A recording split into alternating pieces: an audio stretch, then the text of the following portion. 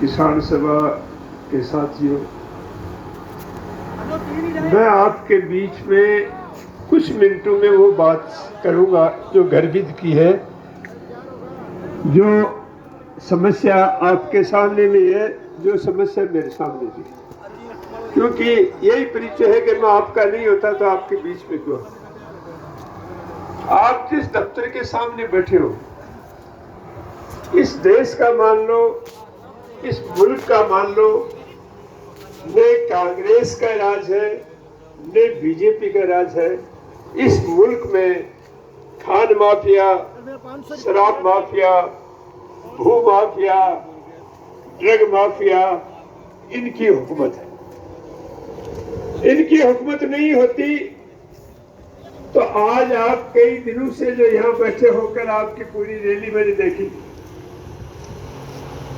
Media पर भी उसको मैंने जाहिर किया और मैंने 2 लाइन उसके ऊपर लिखी कि सीकर के किसान रैली निकाल रहे हैं, सरकारी भेड़ उदयपुर की बाड़े में बंद है और यहाँ के अफसर झूठे आश्वासनों पर काम चला रहे हैं। इतनी बात लिख के मैंने छोड़ लोगों के पास गई बात। अब आपके सामने जो कठिनाई है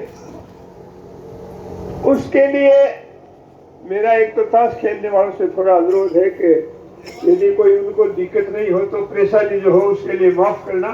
और ताश खेलना बहुत जरूरी है। और मैं जन्मा था उस समय भी 52 पत्ती थी और आज भी 52 पत्ती है, तो आज 53 कर दो उस दिन खेल लेना, मेरे को कोई दिक्कत नहीं। तो आप जहां यहां तक आपको क्यों आना पड़ा? 2014 में आरएसएस की एक किताब निकली थी, उस किताब का नाम है असली आतंकवादी कौन है।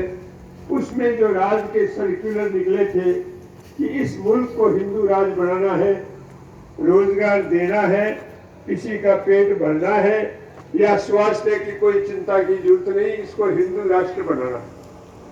पार्लियामेंट में बहुमत है और पार्लियामेंट में आदमी नहीं बैठे, मोड़े बैठे, मोड़े साधु संन्यासी।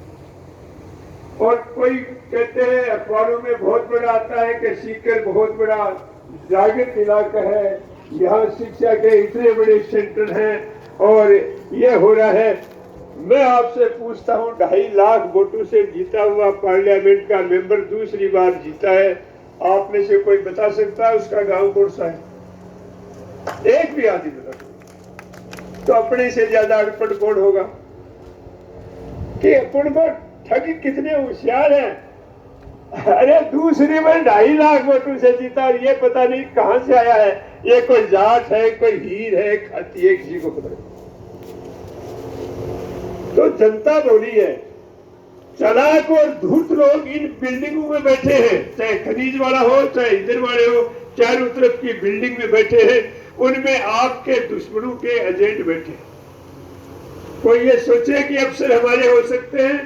अफसर किसी के नहीं होते। अफसर की हालत अल्सेशन कुत्ते की सी है, नीचे वाले पर गुराता है और बड़े वाले के सामने पूंछ लाता है, इसको अफसर कहते हैं। कहीं भी जाकर के आप देख लीजिए, इसलिए अफसर का कोई बड़ा खतरा नहीं है कि कोई अफसर है, क्योंकि इनके पास डराने के लिए कुछ चीजें होती है कि आप पर मुकदमा बना देंगे।